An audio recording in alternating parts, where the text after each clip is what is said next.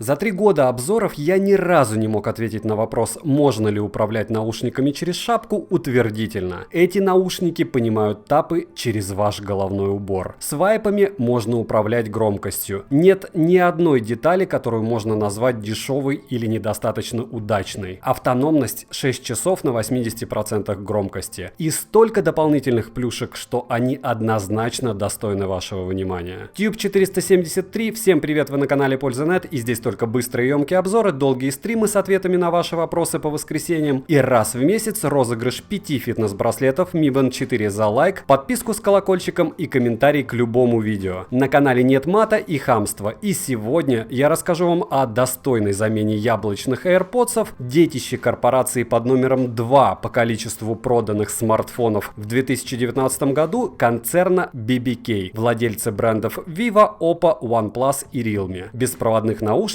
гибридах, Oppo Enco Free. Упаковка большая и красивая, вот так просто, но в то же время попахивает масс-маркетом. У модели целых 3 расцветки на выбор: белые, черные и розовые. Я, конечно же, выбрал черные. Химические запахи при вскрытии имеются, но выветриваются за минуту. Упаковано все стильно и строго. В комплекте 2 пары сменных амбушюр, получается 3 размера под разные ушки. Уши по размеру подойдут любому. Амбушюры снимаются сложно, но зато не слетают.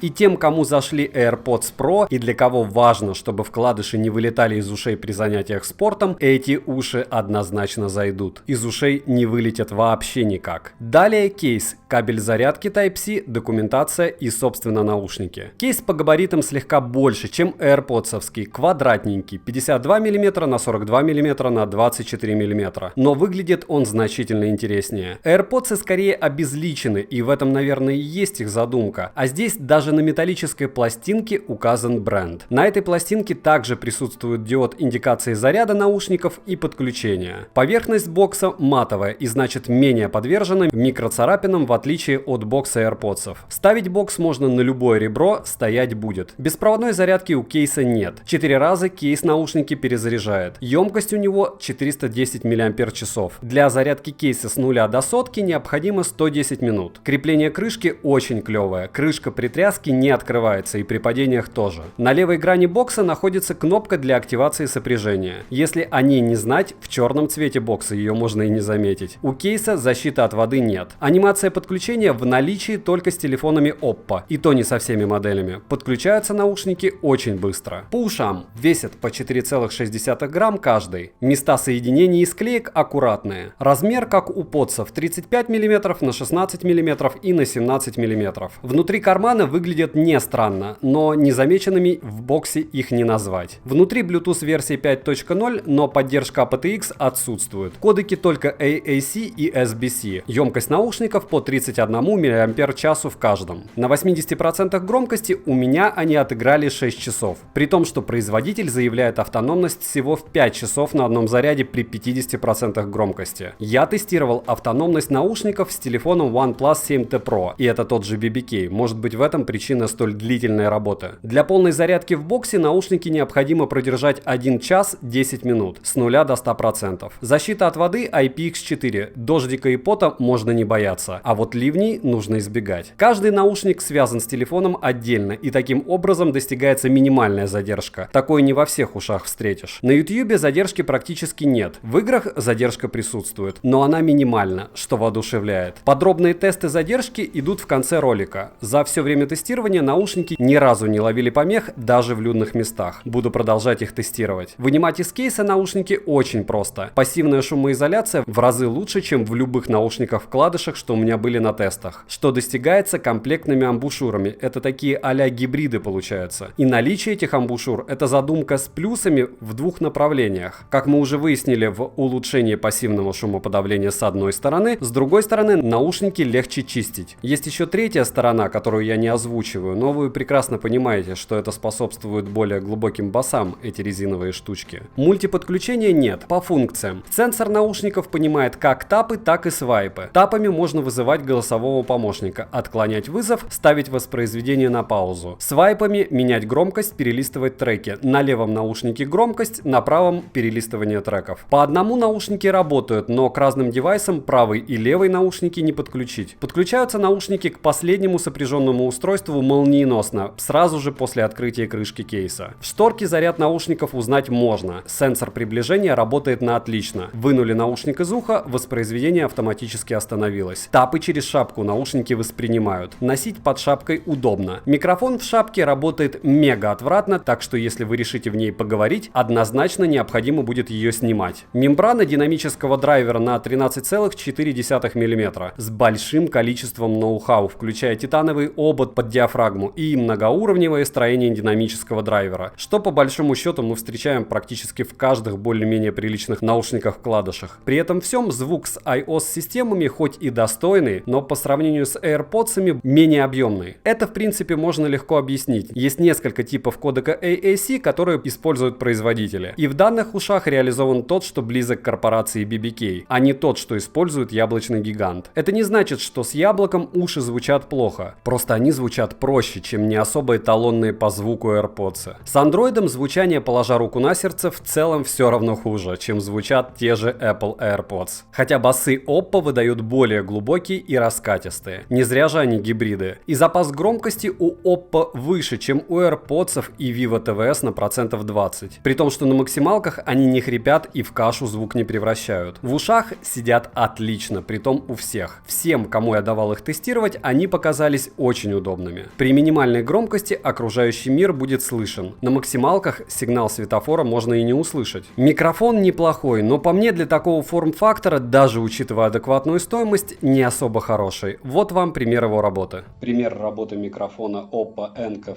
Free в помещении. Разговариваю обычно, в помещении абсолютная тишина. По большому счету, еще в 1000-й раз напоминаю, что в помещении все микрофоны у всех беспроводных наушников за все 3 года у меня работали адекватно. Насколько чисто и хорошо работает этот микрофон, вы сейчас можете услышать. Пример работы микрофона Oppo Echo рядом с дорогой. Ветра практически нет, улица, мороз. Я бы сказал, что в принципе условия для тестирования довольно хорошие. Наушники должны отрабатывать, даже несмотря на то, что машины проезжают рядом. Насколько хорошо они отрабатывают, судить именно вам. По моим ощущениям, данный микрофон, конечно же, не самый хороший из тех, что я тестировал. Цена по ссылке в описании к видео около $99 США с бесплатной доставкой. В других валютах указывать цену сейчас опасно и бессмысленно. Я покупал эти уши вообще за $140, так как спешил приобрести новинку. Сильнее цена по мне вряд ли упадет. Резюмирую, советую. Звучат для беспроводных ушей дороже, чем на $100 значительно. Мало кто заметит разницу в звучании между ними и подсами, а вот разница в цене практически в 2 раза. Плюс 3 вида расцветки, бодрые басы, интересный дизайн, возможность управления громкостью, минимальная задержка и интуитивно великолепный отклик на свайпы. Я свою миссию выполнил, рассказал о том, что вы просили. С вас лайк за труды. Пишем в комментариях, что еще купить для обзора, переходим и подписываемся на канал для стримов, которые я провожу по воскресеньям и на котором проходят розыгрыши. Добавляемся в группу в Telegram, девайс сюда или нет, польза даст ответ. Добра и удачи вам, дорогие друзья!